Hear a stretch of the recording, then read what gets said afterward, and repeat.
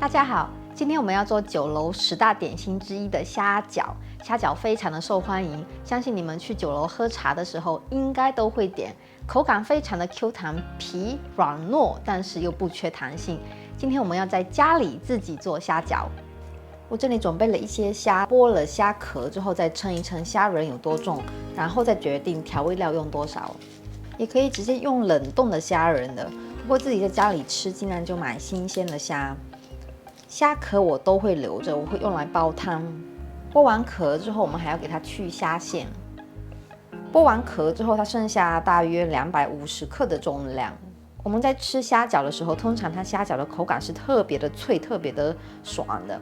那其实它添加了一些特殊的成分在里面，比如说我们接下来要加1/4茶匙的小苏打。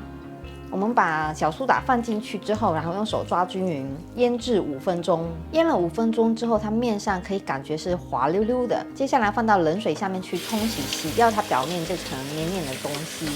沥干水之后，放在菜板上，用厨房纸吸干虾仁上面的水分。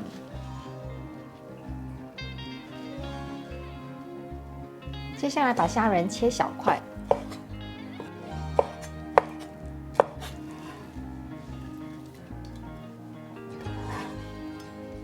需要放半茶匙的盐，1茶匙的糖，少许胡椒粉。如果不想要往虾里面加小苏打粉，我们可以顺着一个方向快速的搅动那个虾仁。等虾仁稍微有点粘性的时候，我们把虾从碗里面拿出来，用力的往盆里面摔，多摔几次，虾仁就会抱团，它就会变得更加的有弹性。吃在嘴巴里面，那口感其实跟加了小苏打粉腌过之后的虾仁差别并没有特别大。虾饺里面还有另外一个非常重要的材料，就是猪的肥肉部分。这个肥肉部分可以让它吃起来更加的香，并且更加的爽口。肥肉的比重也占得挺大的，肥肉的重量占内馅重量的30%。我今天这里准备了大约80克的猪肥肉，你可以用刀把它剁碎，或者是如果你家里有机器的话，可以用机器把它打成肥肉泥。然后加到虾仁里面去。如果你不想放肥肉的话，也可以不用放，就是牺牲了一些虾饺的口感。在酒楼里面，他们通常都会放猪的肥肉，或者是放猪油，让它吃起来更香一些。我们接下来还会用到一些笋。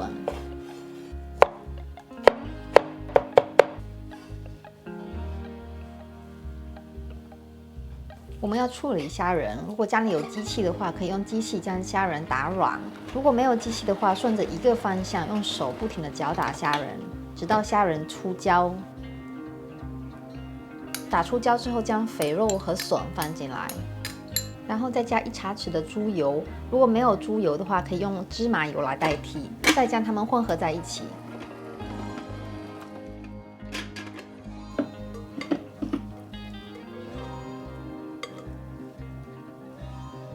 然后我们放回冰箱冷藏，接下来可以做皮。虾饺的皮我们会用到100克的淀粉，还有100克的生粉，200克开水，一定要是刚烧开的水。将淀粉放到一个大一些的碗里，往淀粉里面倒200克刚烧开的热水，将开水倒进淀面之后，不停的搅拌淀面，尽量不要看到特别大颗的干的颗粒。然后将混合好后的淀粉放在一边放凉5分钟。淀粉放凉到不是那么烫手，手可以操作的这个温度之后，我们就可以把生粉加进来。你可以分批放生粉进来，把它们揉成团。揉到生粉和淀粉混合均匀之后，可以感觉到它是粘手的。我再把另外一部分的生粉再放进来。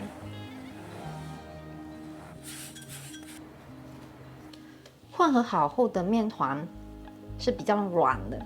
加了淀粉的面团干得特别快，在包的时候要用保鲜膜或者湿布将不用的部分盖起来。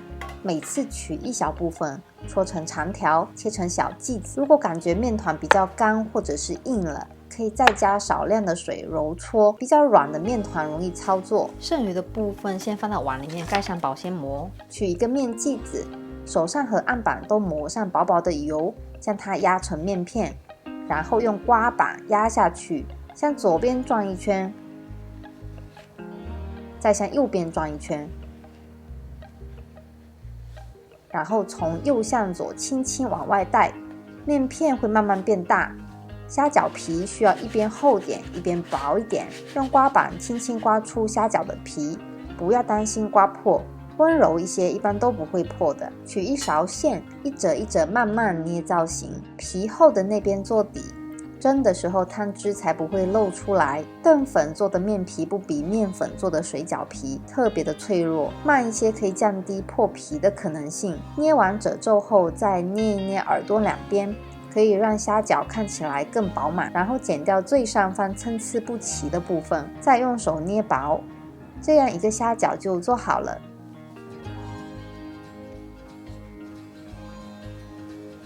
盖上盖子，水开后大火蒸5分钟，千万不要蒸超过6分钟，否则刚才做的造型就白捏了。